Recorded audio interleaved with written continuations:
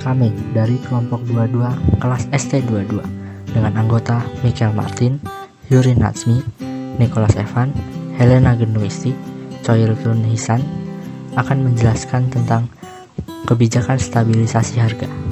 Apa itu kebijakan stabilisasi harga? Kebijakan stabilisasi harga adalah strategi yang dilakukan oleh pemerintah dan bank sentral untuk menjaga iklim ekonomi yang sehat dan meminimalisasi perubahan tingkat harga yang terlalu drastis. Urgensi kebijakan stabilitas harga melindungi petani selaku produsen dan penurunan harga yang diakibatkan karena oversupply, sehingga para petani dapat berlaku lebih efisien. Melindungi konsumen kelas menengah ke bawah yang berpendapatan rendah dari peningkatan harga, sehingga kebijakan ini menjadi salah satu bentuk social safety net. Menciptakan kondisi makroekonomi stabil sehingga mendorong investasi dan pertumbuhan ekonomi. Menjaga pendapatan real atau real wage masyarakat sehingga diharapkan mendorong tingkat produktivitas. Dalam pasar yang konsumennya sangat sensitif terhadap harga, bila suatu perusahaan menurunkan harganya, maka para pesaingnya harus menurunkan pula harga mereka. Kondisi seperti ini yang mendasari terbentuknya tujuan stabilisasi harga dalam industri-industri tertentu yang produknya terstandarisasi.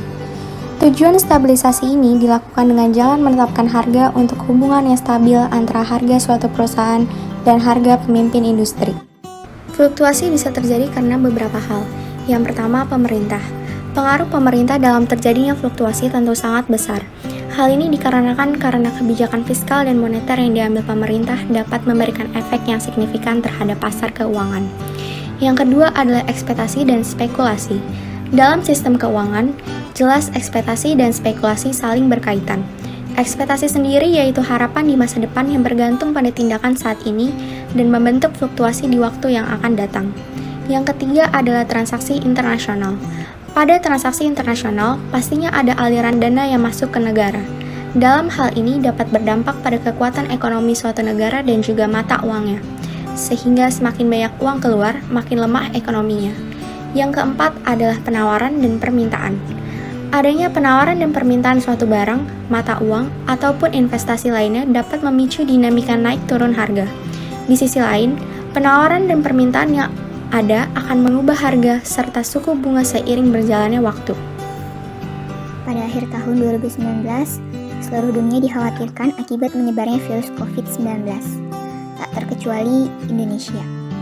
Banyak upaya yang dilakukan untuk meminimalisir terjadinya penyebaran virus ini, dimulai dari menerapkan protokol kesehatan seperti memakai masker, mencuci tangan, dan menjaga jarak, sampai pada beberapa negara menerapkan sistem lockdown pada negaranya. Tentunya banyak dampak yang ditimbulkan dari adanya penyebaran virus COVID-19 ini. Salah satunya adalah ketidakstabilan ekonomi. Ketidakstabilan ekonomi terjadi pada produk pangan maupun non-pangan. Pada produk non-pangan, salah satunya terjadi pada ketidakstabilan harga masker, di mana masker berfungsi sebagai salah satu alat protokol kesehatan yang masih digunakan sampai saat ini. Harga masker mulai meroket sejak terkonfirmasi adanya virus corona di Indonesia, sehingga terjadilah permintaan yang tinggi dari masyarakat dan menyebabkan harga masker meningkat hingga 70%. Ketidakstabilan harga masker diakibatkan karena permintaan yang tinggi dari konsumen, sedangkan hanya sedikit ketersediaan barang yang ada. Dan adanya oknum yang sengaja menimbulkan masker untuk menciptakan stigma kelangkaan barang pada masyarakat, lalu oknum tersebut akan menjual masker dengan harga yang tinggi sehingga memperoleh untung yang banyak. Berdasarkan harga masker yang melonjak tinggi usai virus corona masuk di Indonesia, terdapat beberapa upaya pemerintah untuk menstabilkan harga masker. Di antaranya adalah 1. Berkoordinasi dengan Dinas Perindustrian dan Perdagangan untuk segera menormalkan harga dan menetapkan standar harganya. 2. Membatasi ekspor masker ke sejumlah negara-negara tujuan dan memfokuskan ke pasar dalam negeri.